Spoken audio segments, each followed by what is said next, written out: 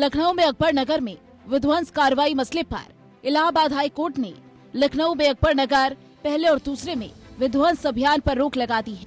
ये देखते हुए कि याचिकाकर्ता प्रथम दृष्टया शीर्षक को अपने पक्ष में नहीं दिखा सके।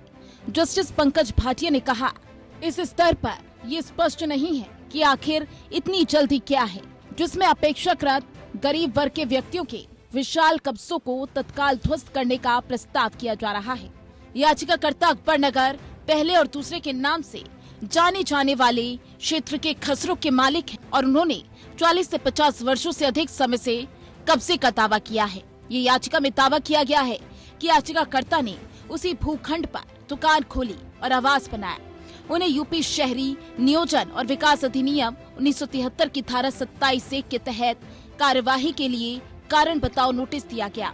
यह आरोप लगाया गया कि याचिकाकर्ता व्यावसायिक गतिविधियां चला रहा है और भूमि डूब क्षेत्र में है। सभी याचिकाकर्ताओं के खिलाफ विध्वंस आदेश पारित किया गया, जिसमें कहा गया कि भूमि पर उनके द्वारा अवैध रूप से कब्जा कर लिया गया और ये ग्रीन बेल्ट क्षेत्र का हिस्सा है।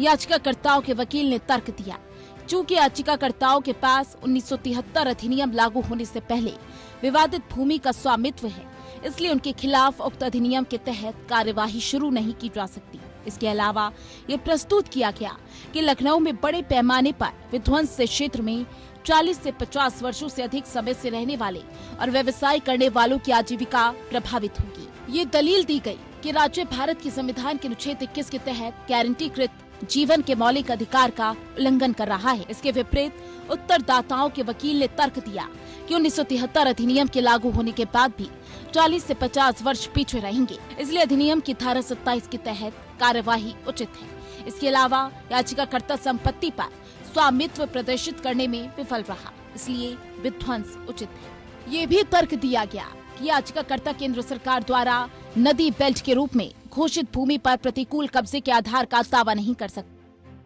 मामले को 22 जनवरी 2024 को सूचीबद्ध करने का निर्देश दिया गया, जिस तारीख तक उत्तरदाताओं को अपनी प्रतिक्रिया दाखिल करने का निर्देश दिया गया।